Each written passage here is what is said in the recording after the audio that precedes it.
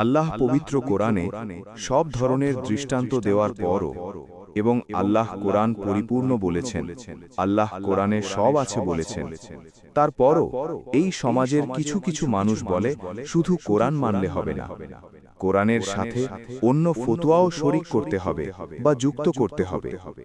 শিরক মানে যুক্ত করা।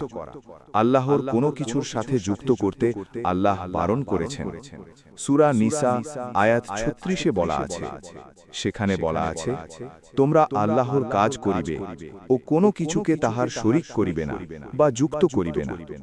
তাইলে আল্লাহর কিতাবের সাথে বান্দার কিতাব কিভাবে যুক্ত করা যায়? কোরআনের সাথে যতটুকু মিল পাওয়া যাবে ততটুকু মানলে আল্লাহর কথা মানা হবে।